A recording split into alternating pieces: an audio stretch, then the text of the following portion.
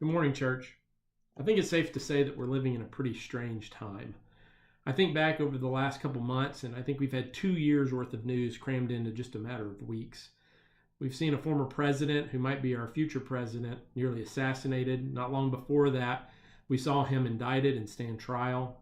We've seen the current president step down from the possibility of a second term just a few months away from the election. Not that long ago, just a few days ago, we saw the Olympic opening ceremonies mock the Christian faith. Now, they've since given a kind of an alternate explanation, but I don't think it holds much water. Now, in a normal time, any one of these would be the top news event of the year. However, here we sit in the midst of a crazy world. Regardless of where you fall on the political, religious, or cultural spectrum, you have to admit that this is a tumultuous time. In Christianity, there are varying views on how we should engage politically. And a full discussion on this would take a lot longer than I have for this. But I still want to talk about what that looks like, at least talk about why it should be important to us.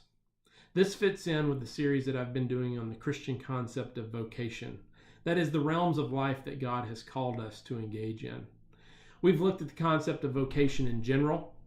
We've looked at it in relation to work and career. We've looked at it in relation to the family.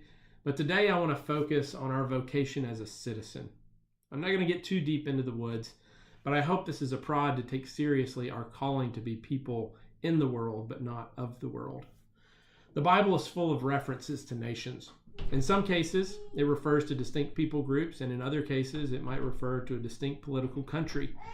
We see the promise of the nation of Israel as far back as Genesis chapter 12, when God promises to make Abraham a great nation. In Daniel chapter 2 and in chapter 4, we see that God is the one who sets up kings and removes them. In Revelation chapter 11, we see that the kingdoms of this world are going to be taken over by the Lord, and He's going to reign over them forever and ever. And while we're all part of an earthly nation, we as Christians are more importantly part of a spiritual nation. 1 Peter chapter 2 verse 9 tells us that we're a chosen race, a royal priesthood, a holy nation, a people for God's own possession. And we can't forget the Great Commission, where we're called to bring the good news to all nations. It's fair to say, from this cursory glance of the nations, that it matters to the Lord. And if it matters to the Lord, then it should matter to us. But what does this mean for us? Should we primarily disregard human nations and only focus on the kingdom of God? Or should our primary focus be on the kingdom of God and then work within a human nation for God's glory and what He wants? I believe the latter is the better option. I'm not going to say that everyone has to run for office, nor am I going to say that we necessarily have to agree on every political issue, although I am willing to argue that there are certain issues that are particularly important to the church and the Christians that we should agree on. Rather, what I'm saying is that we're called to be citizens within the kingdom of God first, and citizens of an earthly nation second. So let me give you a few ways in which I think that works out. Jesus tells us that we're to love our God with all our heart, mind, soul, and strength. Jesus also tells us that if we love Him, then we will obey Him. Well, He commands us to seek first the kingdom of heaven. But He also tells us through Paul in Romans 13 and Peter in 1 Peter chapter 2 that we're to obey the authorities that have been placed over us. Although only up to the point where obeying the government doesn't put us in conflict with the other things that God has called us to do. Next, we're called to love our neighbor. It's the second greatest commandment.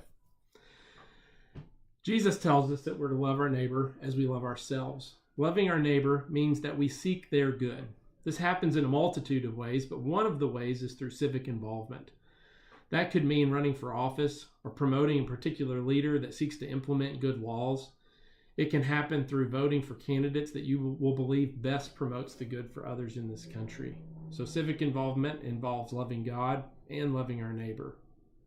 But let me go even a little bit further. I think that we are to love the church. Christ loves the church, so we should love the church. Further, in Galatians chapter 6, verse 10, it tells us to do good to everyone, but especially those in the household of faith. I'm thankful that we live in a country where we have freedom of worship, without fear of government intervention, at least for the time being. But that didn't come out of nowhere. It came from people working, thinking, and pushing religious freedom. So there's an area of civic involvement that we should be concerned. Next is the love of justice.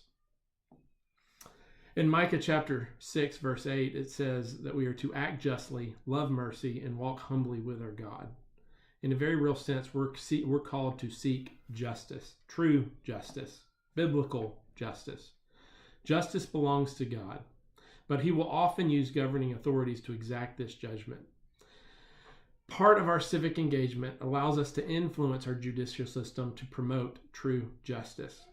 So, because we love God, because we love our neighbor, because we love the church, and because we love justice, I think we're called to some level of civic involvement. The nations are important to God. I think Christians are placed in particular nations by God for good reasons, as a way to love and obey him, as a way to love our neighbors, as a way to love the church, and a way to love and promote true justice. If we don't do this, then others will. And we need to ask, are these others working out love for God, neighbor, the church, and justice? The answer is probably not. So as Christians, I encourage you to be involved. I encourage you to live out your calling as a citizen of the kingdom of heaven, but also, as God has put us here, a citizen in the United States of America. God bless you. I'll be praying for you. Talk soon. Bye.